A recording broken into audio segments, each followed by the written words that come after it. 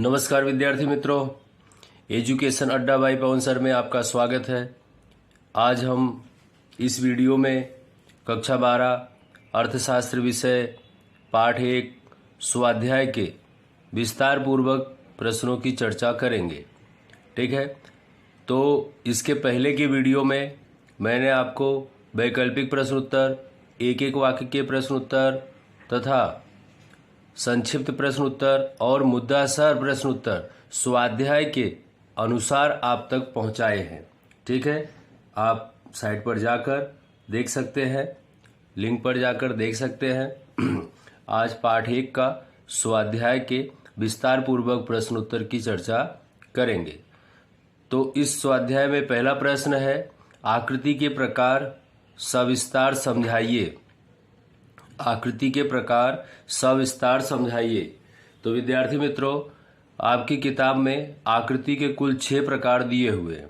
तो सामान्य रूप से उपयोग में आने वाली आकृति के अनेक प्रकार हैं, परंतु मुख्य रूप से समय आधारित रेखाकृति और स्तंभ आकृति, वृत्तांश आकृति की चर्चा की गई है। ऐसे तो 6 प्रकार है, लेकिन मुख्य रूप से कितनी है? 3। नंबर 1 समय आधारित रेखाकृति, नंबर 2 स्तंभ आकृति, नंबर 3 वृत्तांश आकृति की चर्चा की गई है। अब यहाँ पर हम आकृति के प्रकार देखेंगे। तो आप देख पा रहे हैं, नंबर 1 चित्राकृति, नंबर 2 छुटपुट बिंदुओं वाली आकृति, नंबर 3 समय आधारित रेखाकृति, नंबर 4 वृत्त आकृति, नंबर 5 वृत्तांश आकृति और नंबर 6 स्तंभ आकृति।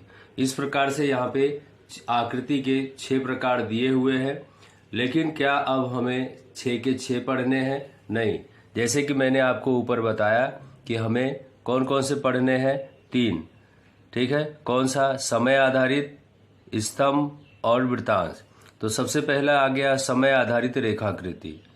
रेखा आकृति सामान्य रूप से 2 चलों के बीच के संबंध की रेखा और उसके ढाल को दर्शाती है। ये परिभाषा है। रेखा आकृति अर्थात क्या? 1 नंबर में पूछा जाए। रेखा आकृति अर्थात क्या? परिभाषा लिखकर उसके उदाहरण लिखो तो 2 नंबर में पूछा जाए। तो इस तरह से रेखा आकृति सामान्य रूप से 2 चलों के बीच के संबंध की रेखा और उसके ढाल को दर्शाती है। जैसे मांग रेखा और पूर्ति रेखा 11th में आप पढ़कर आए हो। मैं आपको बता दूं, आपको अगर नोट्स बनाना चाहते हैं तो आप इसमें से आराम से देखकर लिख भी सकते हैं। इतना स्पष्ट और साफ दिखाई दे रहा है, बढ़िया स्वच्छ अक्षरों में है। अगला पॉइंट है इसी में, रेखा आकृति में स्वतंत्र चल x अक्ष पर, परतंत्र चल y अक्ष पर दर्शाया जाता है। अर्थशास्त्र में रेखा आकृति द्वारा विविध वर्षों में आबादी की संख्या मतलब जनसंख्या, मुद्रास्फीति की दर मतलब भाव वृद्धि, किसी भी वस्तु की कीमत बढ़ना, साक्षरता की दर इत्यादि देखने को मिलता है। दूसरा पॉइंट है स्तंभ आकृति। अब आप यहाँ पर देख पा रहे हैं कि स्तंभ आकृति की अगर हम बात करें तो देखिए, दूसरा पॉइंट है स्तंभ आकृति। स्तंभ आकृति किसी एक चल के मूल्य के विविध विभागों के बीच का वितरण दर्शाता है। ये उसकी अर्थ है, परिभाषा है। स्तंभ आकृति किसे कहते हैं? तो स्तंभ आकृति किसी एक चल के मूल्य की विविध विभागों के बीच का क्या दर्शाता है? वितरण दर्शाता है। जैसे कि विविध स्थान, अलग अलग समय पर देश में साक्षरता का अनुपात, अलग अलग स्थान पर, अलग अलग देश में या अलग अलग समय पर क्या होता है? साक्षरता का अनुपात अलग है। अब उत्तर प्रदेश में साक्षरता का प्रमाण अलग है, गुजरात में साक्षरता का प्रमाण अलग है, राजस्थान, महाराष्ट्र, दिल्ली, गोवा में साक्षरता का प्रमाण अलग है और केरल में साक्षरता का प्रमाण अलग है। सभी स्थान अलग अलग है, समय अलग अलग है, साक्षरता का अनुपात भी अलग अलग है। स्तंभ आकृति ऊर्ध्व या क्षैतिज स्तंभ द्वारा दर्शाई जाती है। स्तंभ आकृति में प्रत्येक स्तंभ की चौड़ाई एक समान और ऊंचाई जानकारी के अनुरूप होनी चाहिए। ऊंचाई एक समान और जानकारी के अनुरूप होनी चाहिए। तो मैं आपको यहाँ पे बताना चाहूँगा, देखिए यहाँ पे ये 2 रेखा होती है, इसे OX कहते हैं, इसे OY कहते हैं। अब क्या होता है कि ये जो 2 रेखाएं हैं, ये आधार स्तंभ माना जाता है और ये ऊंचाई वाली रेखा जो है ये मूल्य रेखा मतलब कीमत रेखा मानी जाती है। क्या मानी जाती है? कीमत रेखा। अब ये दो रेखाएं आपस में जहां पर स्पर्श कर रही हैं उसे कहते हैं प्रतिच्छेदित करना। क्या कहते हैं? प्रतिच्छेदित करना। अब जहां पर प्रतिच्छेदित कर रही हैं उसे कहते हैं उद्गम बिंदु। क्या कहते हैं? उद्गम बिंदु। तो मैंने आपको पिछले वीडियो में भी बताया था कि अगर ये लाइन आपको याद रहेगी तो अच्छा रहेगा आपके लिए, आकृति आलेख बनाने में सरलता रहेगी। अब उद्गम बिंदु से प्रथम स्तंभ के बीच की दूरी का अंतर सभी स्तंभों में कैसा होता है? समान। ठीक है। प्रत्येक स्तंभ की चौड़ाई कैसी होती है? समान। और स्तंभ का मूल्य कौन दर्शाता है? उसकी चौड़ाई दर्शाती नहीं है। कौन दर्शाता है? उसकी ऊंचाई दर्शाती है। इसीलिए यहाँ पर दिया गया है कि स्तंभ के प्रत्येक स्तंभ की चौड़ाई एक समान और उसकी जो जानकारी है ऊंचाई के अनुसार होती है। स्तंभ आकृति सामान्य रूप से 3 प्रकार के देखने को मिलती है। स्तंभ आकृति के कितने प्रकार? 3 प्रकार।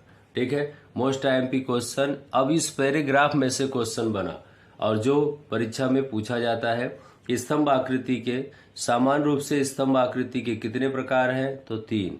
नंबर 1 सरल स्तंभ आकृति, नंबर 2 पास पास की स्तंभ आकृति, नंबर 3 विभाजित स्तंभ आकृति। मैं आपको यहाँ पे लिखकर बताता हूँ।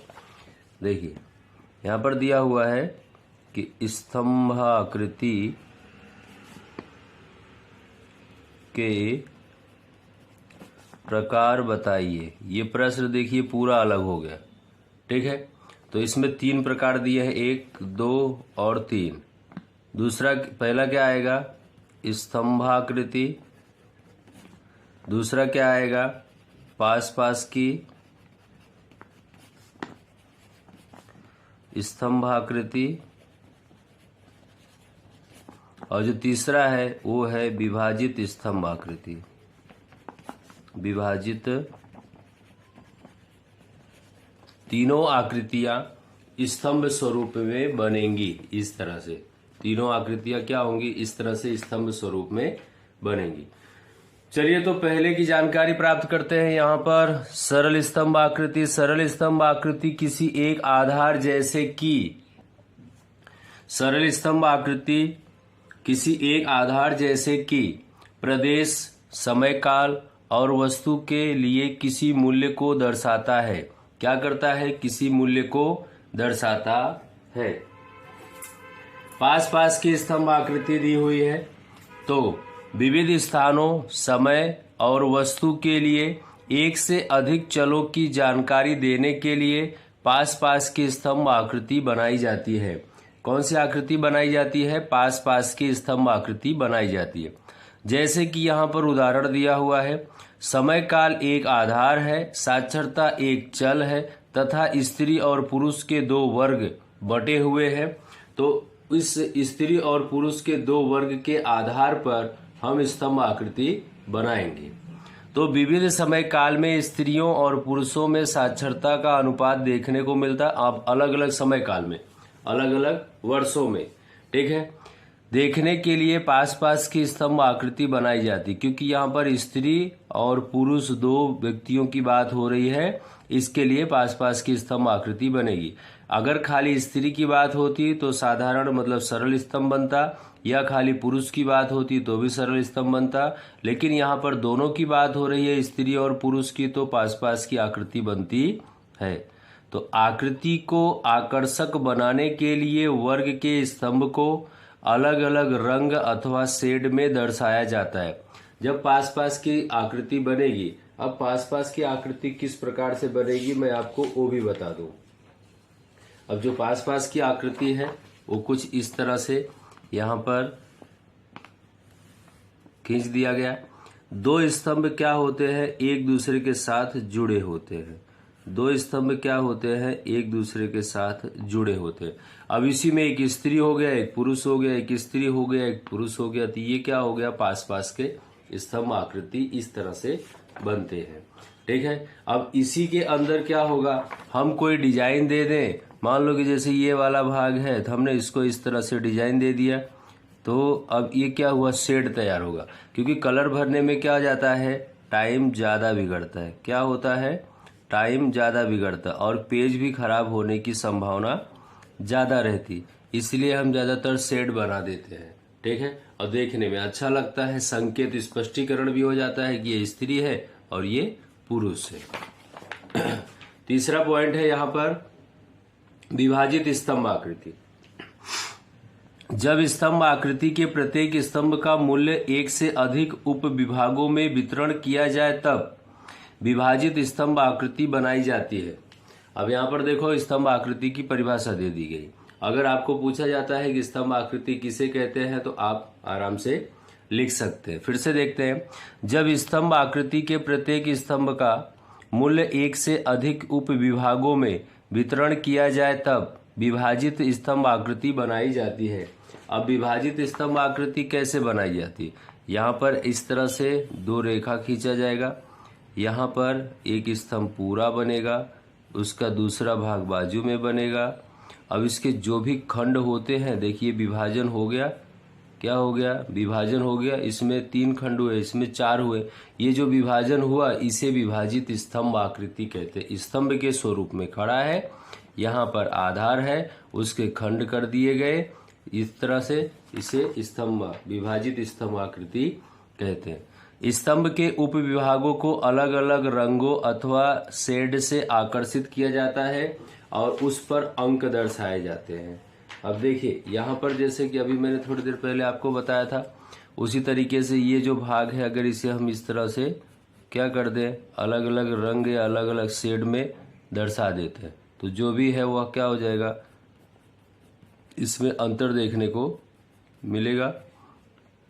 इसमें गोल गोल कर देते हैं, जो भी चिन्ह बनाना है, यह एक इसमें ज़्यादा हुआ है तो इसमें भी इस तरह से कर देते हैं। तो देखिए अब सबका संकेत अलग अलग हो गया, सबके बारे में अलग अलग जानकारी हो गई। इसीलिए यहाँ पे कहा जा रहा है कि प्रत्येक उप विभाग के अलग अलग रंग या शेड से आकर्षित किया जाता है और उस पर अंक दर्शाया जाता है। स्तंभ आकृति बनाते समय ध्यान में रखने योग्य बातें। स्तंभ आकृति बनाते समय ध्यान में रखने योग्य बातें। तो सबसे पहले यहाँ पे लिखा है प्रत्येक स्तंभ की चौड़ाई कैसी होनी चाहिए, समान। ये मैंने आपको पहले बताया था। प्रत्येक स्तंभ की चौड़ाई और ऊंचाई चल के मूल्य के अनुरूप होना चाहिए। अब जो स्तंभ है ये देखिए, यहाँ पर प्रत्येक स्तंभ की चौड़ाई कैसी होनी चाहिए, समान होनी चाहिए।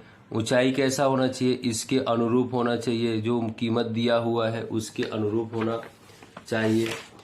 उद्गम बिंदु से प्रथम स्तंभ के बीच का जितना अंतर हो उतना ही अंतर सभी स्तंभों में होना चाहिए। मैंने आपको पहले भी बताया है, ये उद्गम बिंदु है। उद्गम बिंदु से प्रथम स्तंभ के बीच की दूरी का अंतर सभी स्तंभों में समान होना चाहिए। ठीक है, तो प्रत्येक स्तंभ जानकारी के क्रम में बनाया जाता है, इसलिए ये टॉपिक यहाँ पे पूरा हुआ। इसका तीसरा पॉइंट है वृत्तांश आकृति। ठीक है, वृत्तांश आकृति की यहाँ पे परिभाषा दी हुई है, हम देखेंगे ध्यान से। कुल जानकारी के उप विभागों को वृत्त के अंश के अनुपात में जब दर्शाया जाता है तो कुल जानकारी के उप विभागों को वृत्त के अंश के अनुपात में जब दर्शाया जाता है तो उस आकृति को वृत्तांश आकृति कहते हैं। क्या कहते हैं? वृत्तांश आकृति कहते हैं। वृत्त का क्षेत्रफल 360 डिग्री होने से चल का कुल मूल्य कितना हुआ, 360 द्वारा दर्शाया जाता है और जानकारी के अनुपात के आधार पर दर्शाया जाता है। किसके आधार पर दर्शाया जाता है? जानकारी के अनुपात के आधार पर दर्शाया जाता है। वृत्तांश अर्थात वृत्त का अंश। वृत्तांश अर्थात वृत्त का अंश। वृत्तांश अर्थात संबंधित मूल्य बटे में कुल मूल्य गुणे में 360, इसका सूत्र है। वृत्तांश आकृति बनाते समय ध्यान में रखने योग्य बातें कौन कौन सी है? तो ये भी एक मोस्ट एमपी प्रश्न है, बोर्ड में पूछा जाता है। वृत्त का कुल क्षेत्रफल 360 डिग्री का है। जानकारी के सभी मूल्य के आधार पर वृत्तांश ज्ञात किया जाता है। जो भी जानकारी दी हो अंकों में होती है, उसके आधार पर यहाँ पर वृत्तांश ज्ञात किया जाता है। और सभी विभागों के वृत्तांशों का योग कितना होता है? 360 होना चाहिए। दो समयावधि या दो प्रदेशों की तुलना के लिए कुल मूल्य के आधार पर वृत्त बनाकर दो वृत्तांश आकृति क्रम में आसपास में बनाना चाहिए। क्या करना चाहिए? आसपास में बनाना चाहिए। अपने जब आकृति सीखेंगे, ये पाठ पूरा होगा तो आकृति चलाऊंगा, तब उसमें ये सब जानकारी आपको मिलेगी। तो ये स्वाध्याय का एक प्रश्न अभी पूरा हुआ है, दूसरा प्रश्न अभी बाकी है। चलिए हम दूसरे प्रश्न की तरफ आगे बढ़ते हैं।